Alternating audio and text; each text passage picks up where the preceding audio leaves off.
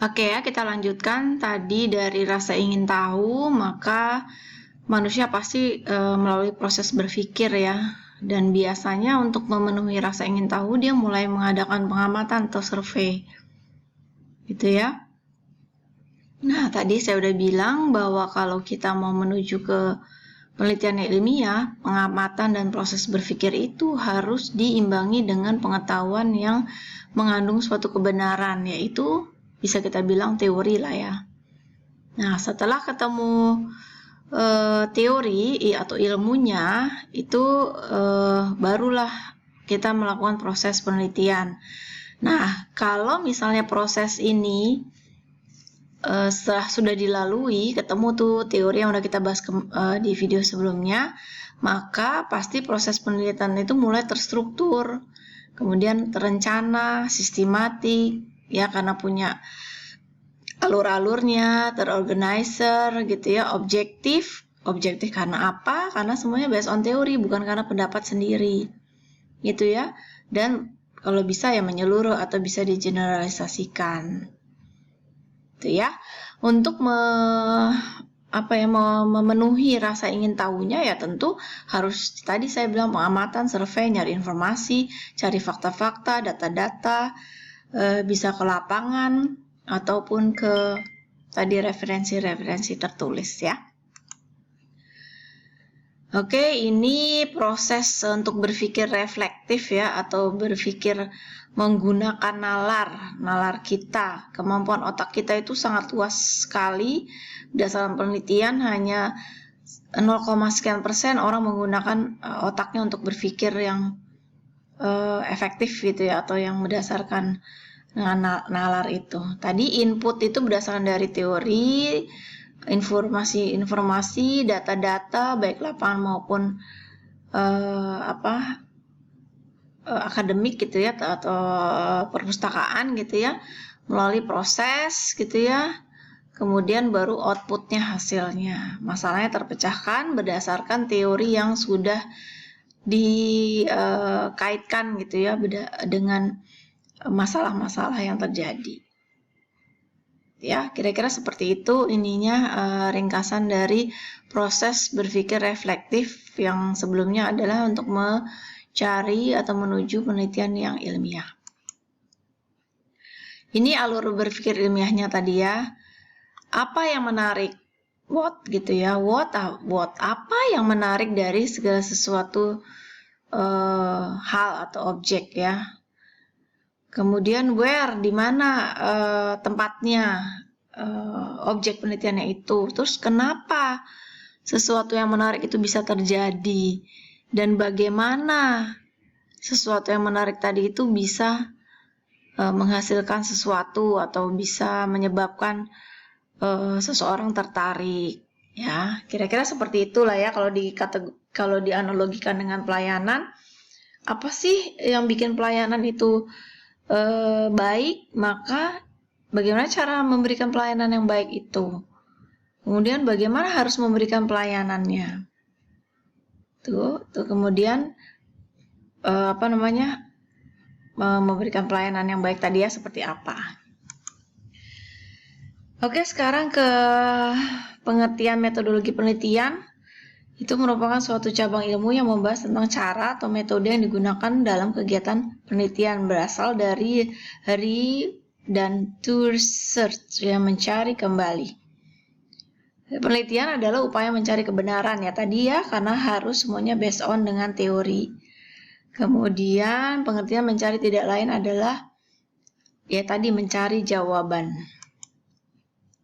Tujuannya untuk memperoleh pengetahuan yang dapat menjawab pertanyaan atau memecahkan masalah. Oke, menjawab pertanyaan tadi dari rasa ingin tahu seseorang.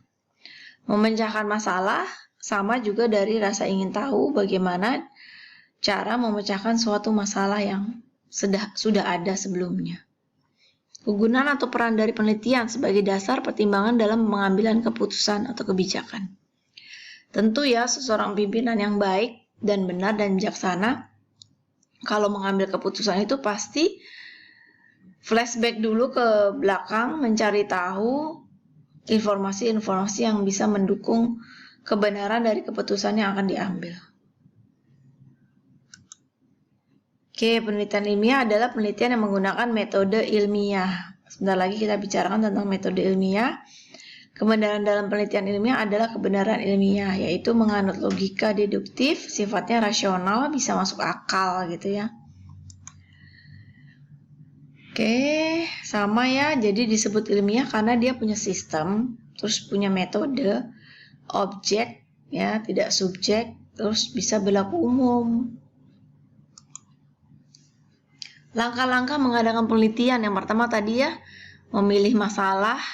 Dari rasa ingin tahu itu kita sudah tahu bahwa oh ini yang akan kita jadikan suatu masalah. Masalah ini sebenarnya bukan hanya negatif ya, ada segala sesuatunya yang tidak sesuai dengan antara teori dan praktek, tapi kadang-kadang masalah itu timbul dari segala sesuatu yang positif. Tadi contohnya yang di awal saya bilang, kok restoran itu penuh ya dikunjungi oleh konsumen, itu kan positif.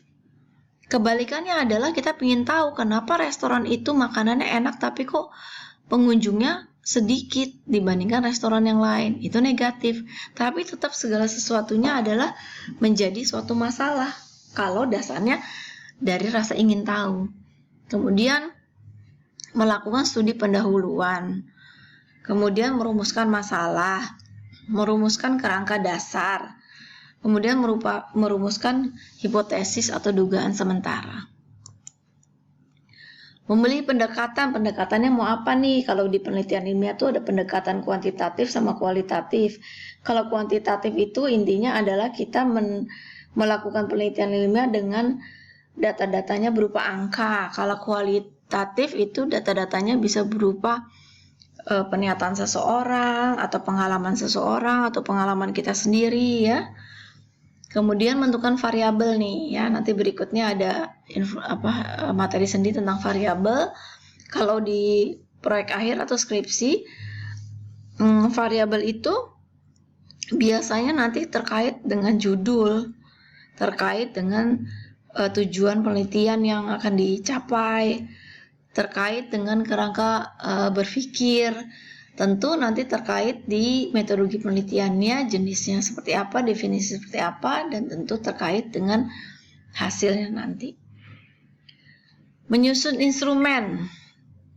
Menentukan sumber data. Sumber datanya mau primer, sekunder. Primer itu berasal dari lapangan. Tadi ya berdasarkan pendekatannya apa. Kalau kuantitatif sumber datanya terbanyak adalah dari primer.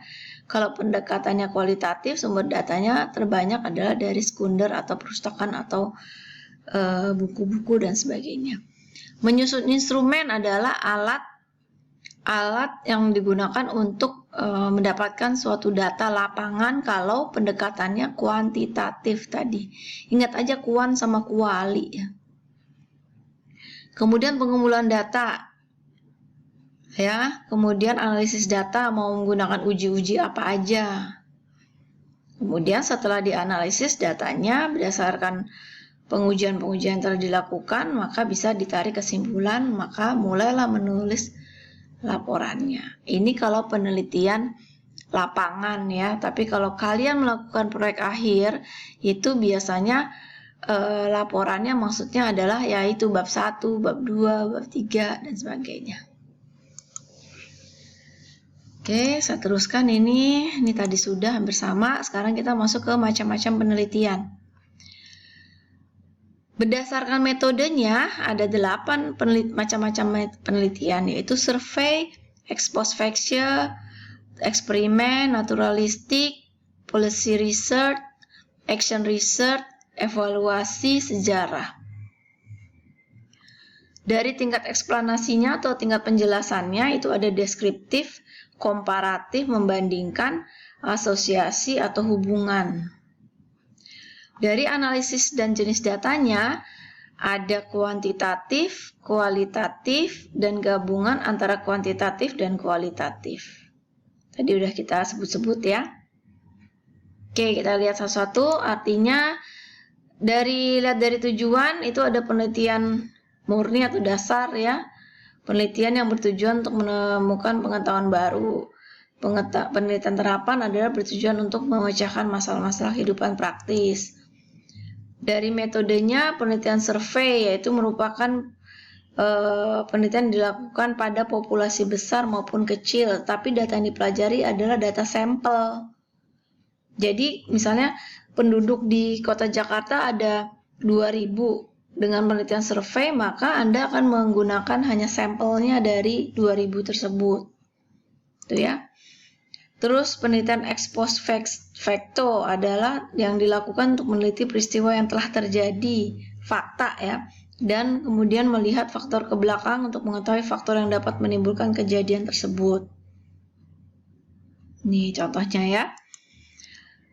Masih dari metode itu penelitian eksperimen, penelitian yang berusaha mencari pengaruh variabel tertentu terhadap variabel lain dalam kondisi terkontrol ketat.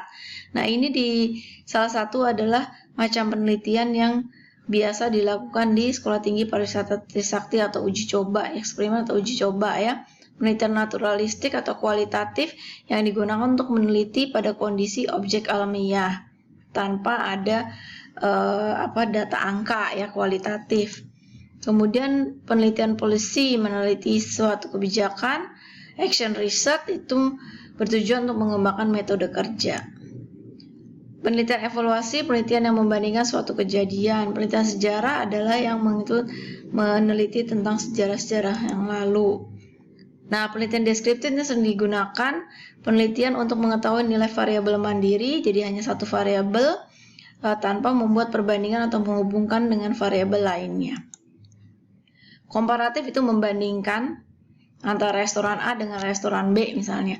Penelitian asosiasi atau hubungan itu untuk mencari hubungan antara dua variabel atau lebih. Misalnya tadi ada pelayanan terhadap kepuasan pelanggan. Pelayanan itu hubungannya bagaimana, linear atau tidak dengan si kepuasan pelanggannya. Penelitian kuantitatif ini juga sering digunakan yang mengacu pada konteks of justification, pada dasarnya menguji teori yang berkaitan dengan masalah penelitian yang sudah ditetapkan. Oke, penelitian kualitatif tadi sudah ya. Oke, sekarang kita masuk ke pembahasan struktur proyek akhir di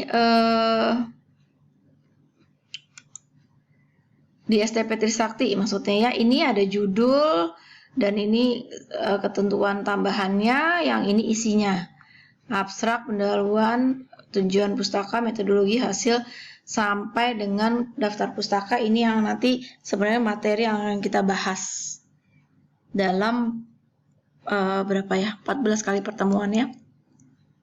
Kalau ini adalah format penulisan jurnal ilmiah, seandainya nanti Anda akan melanjutkan penelitian Anda dalam proyek akhirnya menjadi suatu jurnal ilmiah yang mau ingin dipublish di dunia maya. Ini ada umumnya secara ini, walaupun setiap jurnal itu agak berbeda-beda, tapi secara umum ada judul, ada nama penulis, ada asal penulisnya, kemudian ada abstrak. Nah, tubuhnya isinya adalah seperti ini. Ada pendahuluan, metode, hasil, pembahasan, dan discussion, biasanya why dan how. Itu semua data-data yang didapat dari lapangan, itu semua didiscussionkan. Kesimpulan atau conclusion dan daftar pustaka. Oke ya, kita masuk ke abstrak dengan video part 3.